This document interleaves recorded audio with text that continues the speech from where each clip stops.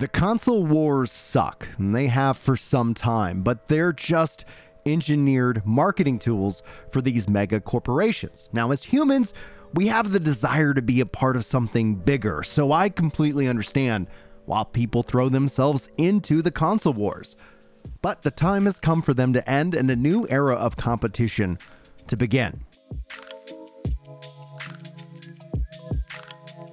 Hello everyone, and welcome to State of the Game, where we deep dive and overanalyze everything because it's fun and we're nerds. Now, I've got 6 kids, so I'm a nerd who knows how to close a deal, but this also gives me a massive perspective into the future of gaming, and weirdly enough, it's because I know how Oprah Winfrey got rich.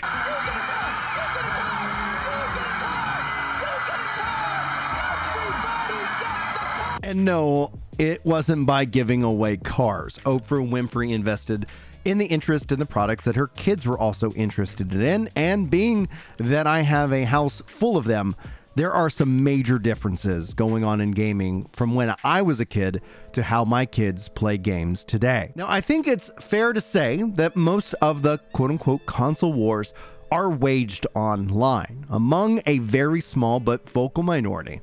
Now, this can be seen as pure entertainment for entertainment's sake. Is PC not a competitor? Is PC not a competing platform? Is PC not there? And you're going to be like, oh, Alex, but Xbox owns Windows, and Windows is part of Xbox. Therefore, you're really giving money to Xbox when you buy a game on Steam. Or just another thing to reduce your love of humanity. Now, whenever I see these console wars and all the warring online, my brain just starts singing a children's song. We are the dinosaurs marching, marching. We are the dinosaurs. What do you think of that? It's a fun song. We sing it all the time here at the household because I tell you, when I was 10 years old, it was Nintendo versus Sega. The Super Nintendo versus the Sega Genesis. And we could only have one system, and for me that was the SNES, and by far was the victor for everything that it offered, and interestingly enough, everything it still offers to me today. But when I look at the next generation of gamers, it's not about the console wars, it's about the IP wars.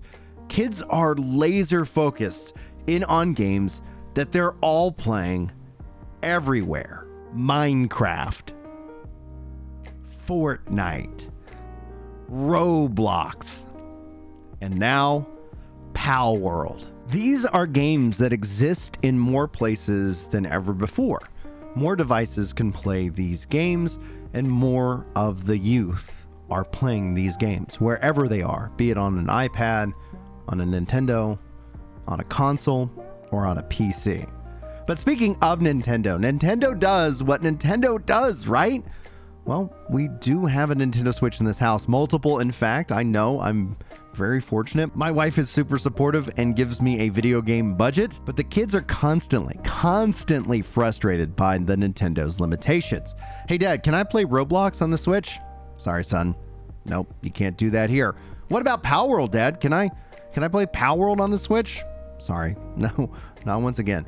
But why is the Yako Switch, which is what the kids lovingly call my Logitech G Cloud, able to do all those things? Well, that's essentially cloud streaming, son. That's essentially a PC, son. PC is not limited by what Nintendo don't. Well, Dad, can I play Mario on your PC then? My son asked me the other day. Again, sorry, son.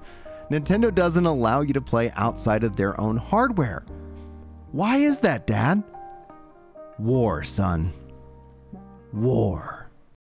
Enter Satya Nadela into the mix. Simple goal in gaming has always been about how to, first of all, you've got to remember, we built our games, like Flight Simulator was built before even Office was built at Microsoft. So we have a long heritage in gaming. And so we want to really bring the joy of gaming to everybody. That's our mission. So we want people to be able to enjoy the games they love on platforms they are, playing in, and that's our goal. So we love the console, the Xbox, we love the PC, we love mobile, we love xCloud, which is the streaming service, so that you can even play on your television and what have you. And so that's it. And Activision is a fantastic partner of ours today that we want to be able to sort of take all their content and make sure it's available on every platform. If you're unaware who Satya Nadella is, he's the leader of Microsoft, their CEO, and he has stated publicly multiple times, without any reservation, that he has no love for the world that has exclusives in it when it comes to the console market, stating that if it was up to me, I would love to get rid of the entire exclusives on console. But that's not for me to define, especially as a low share player in the console market. The dominant player there, Sony in this case, has defined the market competition using exclusives, so that's the world we live in, and I have no love for that world. Microsoft for the past 10 years has seen a massive shift in its strategy. They introduced a service called Game Pass that puts their games, their first-party games, into the subscription service day and date, so gamers don't have to spend money and buy the game outright. They're free to try it, they're free to buy it, or they can just play it for as long as they want and set it down. But more importantly, they signaled the end of the console wars with their announcement of Xbox Play Anywhere, putting their games on PC day and date with the console. Xbox Play Anywhere digital title, and it's yours to play on both Xbox One and Windows 10 PC. Xbox Play Anywhere. This is the day they ended the console wars, and not because they are some benevolent company.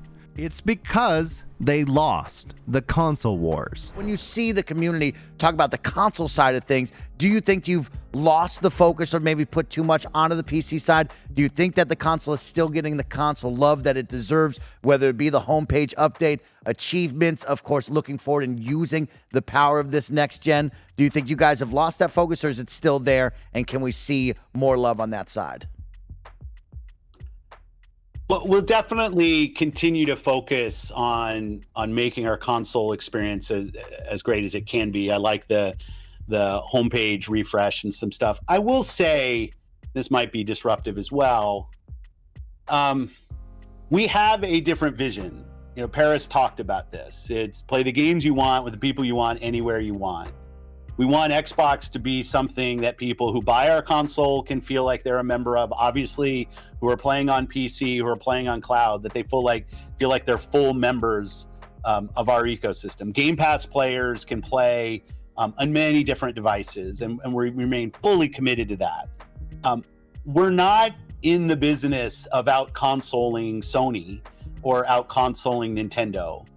There isn't really a great solution or win for us. And I know that will upset a ton of people, but it's just the truth of the matter is that when you're third place in the console marketplace and the top two players are as strong as they are and have, in certain cases, very, very discrete focus on doing deals and other things that will, that kind of make being Xbox hard for us as a team. That's on us, not on anybody else.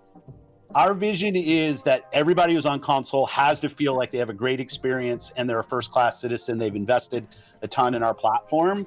But we are not in a position, and I see it out there, I see commentary that if you just build great games, everything would turn around. It's just not true that if we go off and build great games, all of a sudden you're going to see console share shift in some dramatic way. We lost the worst generation to lose in the Xbox One generation, where everybody built their digital library of games.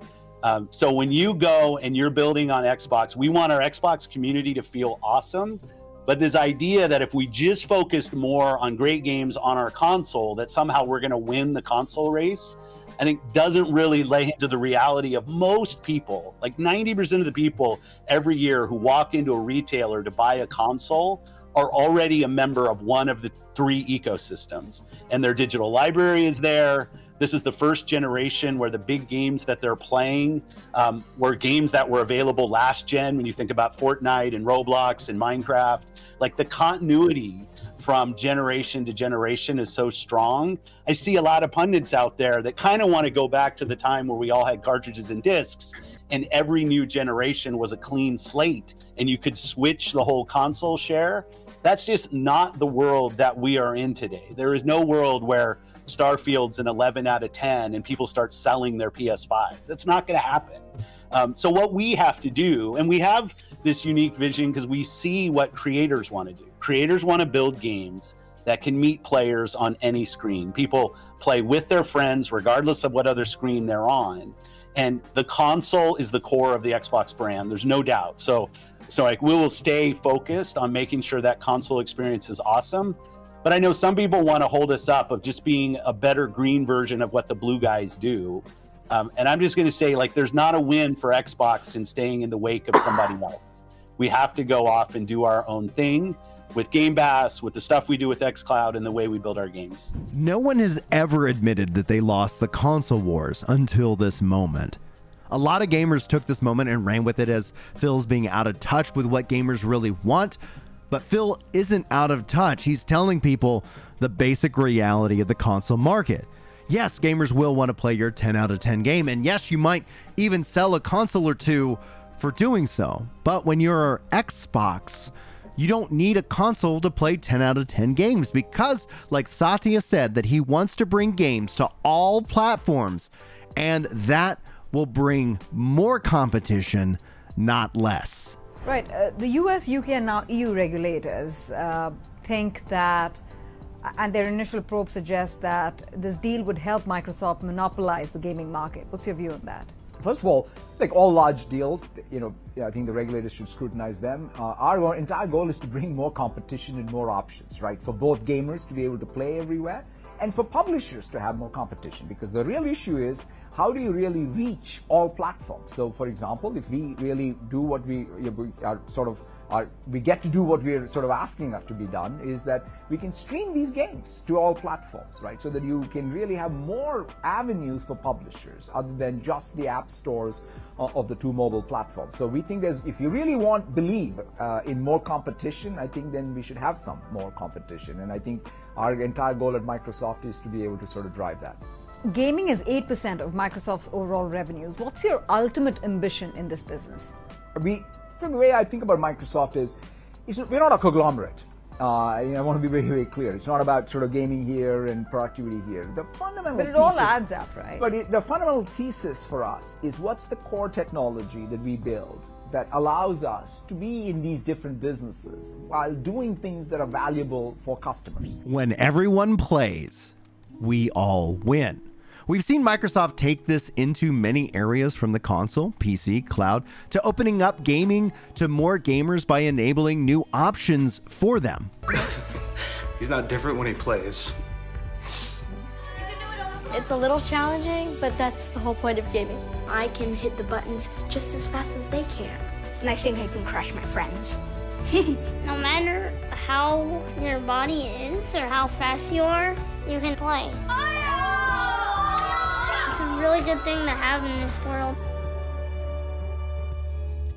Satya Nadella is an envisioned leader. He's a leader of the highest caliber, and he's taken Microsoft to become the world's richest company, valued at over $3 trillion and rising. Now, he also then goes on to spell out their plan for Xbox very clearly. With gaming, for example, for us, it's a streaming workload.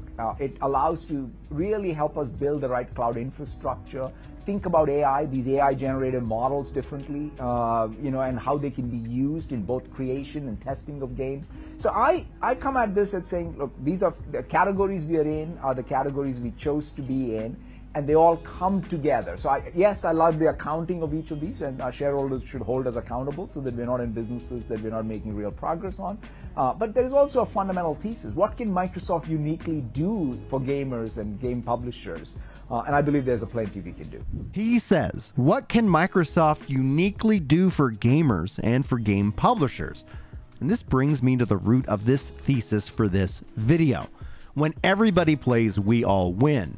Play Anywhere, Xbox and PC, PlayStation, Nintendo, Cloud. Both the Series X and the PlayStation 5 are PCs. They're just PCs with restricted operating systems. But what if that was removed? PlayStation tried to do this back in the PS3 era, but if Microsoft decided to go in that same direction now, we could see a massive shift in how gaming is consumed. Their quote-unquote console would become a PC cloud hybrid. Now, to talk about the cloud hybrid side of it, you could end up having a high-powered PC experience at a lower cost if you offset processing and features onto the internet. We'll see how that plays out, but regardless, it would open up more manufacturers to make high-end PCs that also had the convenience of the console, while at the same time access to the game stores like Steam, Epic, and Battle.net. For the longest time, the console wars have been driven off of a razor and blades model. The razor was cheap, or the cheapest versions, subsidized by the company itself. The blades were really where they made their margin, their profit. Same thing applies to how the consoles have currently been. But if you take the stance you don't care what store gamers buy their games from, then all of a sudden you are a PC gamer. But PC gaming has some of drawbacks. If you don't like dealing with driver updates or hardware updates, not everybody wants that kind of a system, and thus a console PC hybrid would be that solution. It opens up gaming to even more players, and we've clearly already seen this with the Steam Deck and other handhelds like the Acer and obviously the Logitech G Cloud. Everybody is coming up with their different solutions, and this is a marketplace of ideas where this competition benefits the gamers because new ideas can take root. These handhelds that I just listed, they're just PCs after all. And if the company who makes Windows took off these limiters on their devices and just let you play your games, what do you think would happen? Now, you might be asking yourself, but why would Microsoft do this? How would they even make money? I asked Reforge Gaming this very question, and this is what he had to say. What do you think about the idea of Xbox just becomes a PC and allowed for all stores on the system? PC with ease of console. Now, that's something I haven't ever considered. So what you're describing is I would buy the box. Maybe they have a couple different versions of the box to buy. The high end, the mid-level, and the cloud version. You got like your cloud hybrid and up. So the one at the top is basically a gaming rig, but they don't call it a gaming rig because of the consumer perception. But it's basically a gaming rig. Okay, so they do that. And then they say, you can buy Steam, you can install Steam, you can buy PlayStation games here, you can buy Epic games here. I guess my only thought would be, how do they benefit from that? That feels like they're becoming a hardware distributor.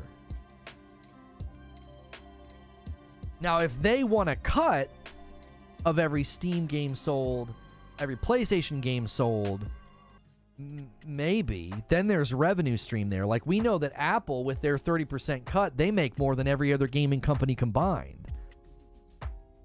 And Xbox with Steam, Epic, Battle.net, etc. And then Xbox says, we don't care where you buy, you'd have Spider-Man on Xbox. Well, you wouldn't have Spider-Man on Xbox. Yeah, see, that gets muddy because I feel like PlayStation wouldn't mind if it was basically a PC and you could get like Spider-Man on Steam. But I don't know if PlayStation would like the idea of their first-party property showing up on something called an Xbox. I think that would be contrary to their goals. PlayStation would be very reticent to do that, I think. And that because even right now, PlayStation doesn't let you do that on PC. They're day and dating some games like Helldivers because of its multiplayer aspect. And according to Insomniac's internal reports, day and date may be coming, but seemingly only if there's an online component. because apparently there's going to be an online or a multiplayer component with Spider-Man 3, so Spider-Man 3 will be day and date on PC and PlayStation. Now that could be the catalyst game to say, well, going forward we can do day and date on PC because they'll have such a market foothold with the PlayStation hardware. They're not worried about people leaving PlayStation to go to PC. But I still don't know if they would, even in that scenario, would they want games also landing on something called an Xbox? Now, Reforged asked, how would Xbox make money? And said that PlayStation might not be happy with their games showing up on something called an Xbox. But it wouldn't be the consoles that we know. It would just be a PC that happens to run Windows, all of which would benefit the gamer who has their Steam library, their Epic library, and could play their PC games on TV, because that's what's coming. And perhaps this is coming sooner rather than later. And ultimately, how would they make their money? They'd make it in the sale of the hardware. They'd make it the sell in the software. They'd make it the sell in the services. Microsoft is vastly uniquely positioned to capitalize and make money on every different vertical that this would entail. But that's just a theory, a game theory. I had to. Because after all, guys, right? The console wars suck. But I think we're seeing the end of that march. The end of We Are the Dinosaurs marching. But who knows? We will see. Next week will be most interesting, and I hope you come back and check out some videos next week from me as well. But thank you guys so much for watching. This has been a really fun video to make for you guys. And if you enjoy these deep dives into video game essays, be sure to check back next week. Or if you're looking for more content to watch, just check out the channel homepage, as there is a lot that you can dive into, and I really hope that you find it enjoyable. I want to say thank you to all of my channel members here. Their names should be over here on the side. And thank you guys so much for that support. Also, a special thank you to Ride and Eden Gaming for their Ultimate membership, which has removed mid-roll ads for everybody, even you, regardless of membership or not. So I hope that you guys all enjoyed that. Be sure to thank them in the comments below, or maybe consider becoming a member. Every 25 members here at the channel, I will gift out 5. So just that note, that's a rolling total. And if you come hang out on stream, who knows? Maybe you'll get a gifted membership, and they'll unlock all kinds of exclusive content, exclusive roles, and so much more here within the community. And also, as a final note of thanks, my editor Jack makes all of this really possible. So say hi, Jack. You are awesome, and I'm really glad that you're on my team. If you guys enjoyed this edit, if you enjoyed this video, sound off in the comments with "Good job, Ginger Jack," as a special secret call out here at the end of the video. And as always, guys, my name is Brian, and this has been State of the Game.